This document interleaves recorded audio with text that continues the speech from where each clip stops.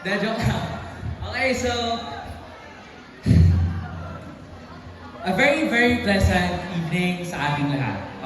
Students, teachers, parents, and guests. Palakpakan niyo naman yung mga sarili ninyo.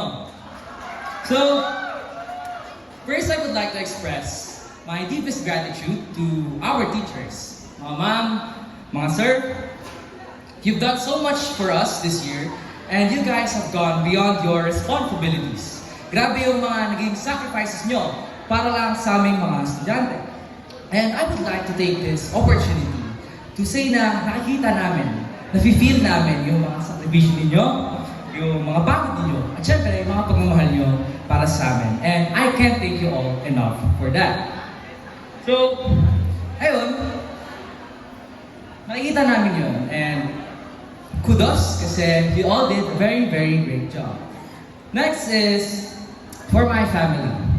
If you ask me what I am most grateful for, I would answer without a hint of doubt in my mind would be my family.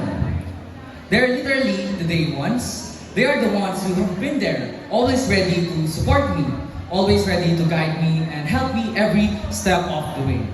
They are the very foundation. They are the very core of who I am today. Kaya mga kapuso, maraming salamat at mahal na mahal ko kayo. So, next would be my friends, colleagues, and classmates. Saint Anne. Saint Anne. Alam ko gusto niyo ako umiyak ngayon. Pero, Saint Anne, believe it or not, you guys will forever have a very special place in my heart. Di man natuloy yung time capsule na pinaplano natin, see you na lang sa 8 waves. So, and now, I would like to congratulate each and every one. Lahat tayo ay nagsumikap, lahat tayo ay nagpursige, lahat tayo ay nagpakapagod. And this is the day, this is the moment where all of our effort and hard work gets paid off. Ito yung moment na makakamit na natin yung recognition. Or actually, nakamit na natin. Nakamit na natin yung recognition, yung resulta. Yung bungad that we all have worked so hard for. So what should you do? You should cherish it. Soak it in. Appreciate every passing moment. Kasi minsan lang to. Hindi naman every year nag-graduate yung anak mo. Hindi naman every year nag-graduate ka. Diba? So, isa ito sa mga araw na masasabi natin, okay, tagumpay. Tagumpay. Ano nga ba ang tagumpay?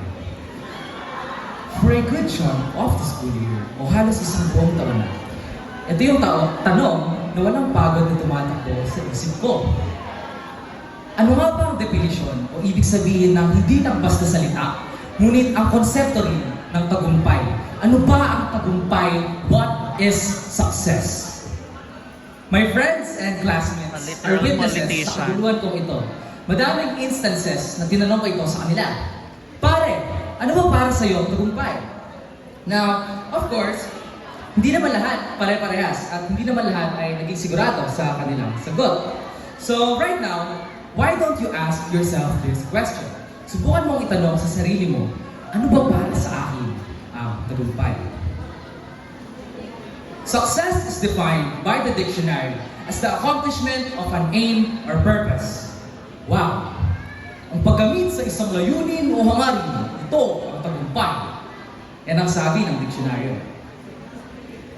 While this definition is correct, it only ever captures the concrete or objective aspect of the word. But how about its subjective aspect? Iba-iba ang tingin ng tao sa tagumpay. At ang tagumpay ay hindi naman pare-parehas sa bawat isa. Pero ulitin ko, ano ba para sa'yo ang tagumpay? Manalo sa Mobile Legends? Victory! Makauwi sa tahanan ng ligtas? Tagumpay. O regaluhan ka ng NMAX as graduation gift? Tagumpay! O yung simpleng pinagtimpla ka lang ng kape ng nanay mo? Tagumpay. These are the simple things na pwede natin consider as success or small wins, ika nila. Pero how about the bigger pictures? E-bike nga lang ang biyahe natin eh. Such as makagraduate, makapagtapos magkaroon ng successful na business o bahay at lupa sa Siargao. Now, tagumpay. Bakit nga ba ang tagumpay? You see, after months of trying to figure out what is success, isa pa ang katanungan ang narinig sa isipan ko. Ang katanungan na, ano ba ang dapat kong maabot upang masabi ko na tagumpay na ang buhay ko?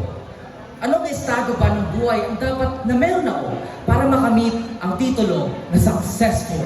Wow, successful na siya. Now, syempre I couldn't handle the stress alone. Kaya nagtanong ako to my friends and even my family. Most of them had very specific answers and views, such as, ayun na, makapagtapos, magkaroon ng business, pamilya, bahay at lupa, so on and so forth. Pero, may dalawang sagot na nasatisfy talaga ako. At nagbigay linaw para sa akin. Ang sagot ni Sean Calina, ewan ko, andito sila ngayon. Sagot ni Sean Calina at Siegfried Ileto.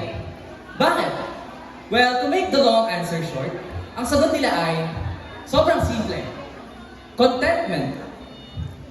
This is when I realized that true success is contentment. Or being happy, being grateful, and being joyful for what you currently have. Could have been missed opportunities, mistakes, wrong decisions. While it is easy to get lost in these thoughts, being content will grant you the ability to love and appreciate starting to sound every like you. single thing around you. Now, don't get me wrong. Hindi naman porke kontento ka na, doesn't mean na hindi ka na magsisikap para sa mas maganda ang sitwasyon. Malayo ang pagiging 6 minutes. kontento sa pagiging kampante. Keep this in mind. Complacency is different from contentment. Complacency is simply settling for what you have right now. It's like a chain Nag-ESP keeping you subject from siya, Big. trying harder, working harder for the thing Nag-ESP that subject you want or for a GMRs. better situation. It's accepting things for what they are and not doing anything to better them. Now, let's go back to contentment. Habang nakikipag-usap ako kay Sean patungkol dito, may nasabi siya isang linya na mula sa kanta ni Ellie Buendia. Ang mga huwag maniwala o huwag mong isipin na may bulaklak sa buwan. Ang mga rosas ay nasa bakuran mo lang. Ulitin ko, huwag isipin na may bulaklak sa buwan. Ang mga rosas ay nasa bakuran mo lang. Nang marinig ko to, para kung binato sa langit at hinila agad pabalik sa mundo. This line gives light to our tendency to always shoot for the stars, strive for excellence, yung tendency natin na magsikap at magsakripisyo, and even at times sinisira natin yung sarili nating health, relationships, para lang makamit yung gusto natin, yung pangarap natin. Now, this line also gives para sa palagi My hands ba are na sore. mabuting gawin ito? What does it profit a man to gain the whole world and yet forfeit his soul? Give a man everything, and in that moment, everything will not feel like everything. Malapit ka man sa mga bulaklak sa buwan. Sino na ang magdidilig sa mga rosas sa bakuran mo?